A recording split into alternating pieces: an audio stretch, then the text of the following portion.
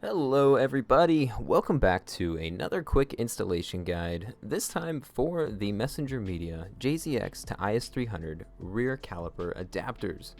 These brackets are very easy to install and allow you to upgrade from your tiny single piston rear calipers on the JZX platform to a larger and more readily available caliper from the IS300 chassis. So, that is all the information I have about the kit. Let's dive right into the installation. First, go ahead and jack up the rear of your Toyota and stabilize the vehicle on some jack stands. As always, guys, please be careful and smart when lifting these cars. Give the car a little shake once it's in the air to make sure it's not going anywhere, and then once we're comfortable, we can go ahead and remove the rear wheels. With the wheels removed, go ahead and start by removing the two caliper bracket bolts that hold the rear caliper to the knuckle. You do not need to remove the slide pins on the calipers themselves. This makes removing everything as one piece much simpler. Here you can see the rear caliper assembly and the two bolts that need to be removed. You'll also need to remove the brake line in order to separate the caliper from the chassis. With the caliper out of the way, go ahead and slide the rear brake rotor off to expose the parking brake assembly.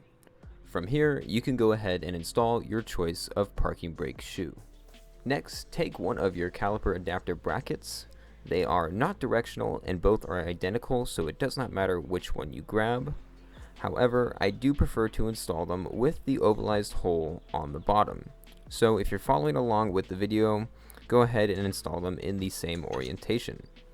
Now take two of the supplied M10 socket head bolts and slide them through the holes in the knuckle and into the bracket.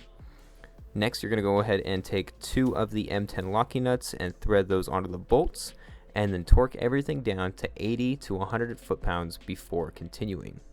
Now, find two of the supplied M12 socket head bolts and insert them into the Messinger Media bracket from the inside. Take one of the supplied shims and slide them over each of the M12 threads, followed by a stainless spacer on each one. Go ahead and gently push the bolt back through the hole until the tip of the bolt is flush with the stainless spacer. From this point, you're ready to install your new IS300 hardware. Go ahead and take the rear rotor and slide it over the hub and over the brake shoes, followed by the IS300 rear caliper. Now, when grabbing a caliper, make sure you are putting the left side on the left of the vehicle and the right side on the right of the vehicle.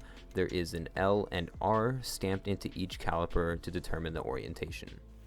At this point, you are done. Go ahead and torque the caliper bolts down to 80 foot-pounds, and that's it. Spin the rotor a few times to make sure nothing is rubbing or binding, and you're ready to bleed the system.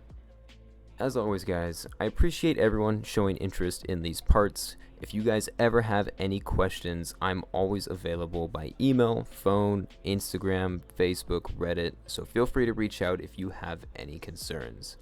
Thank you again.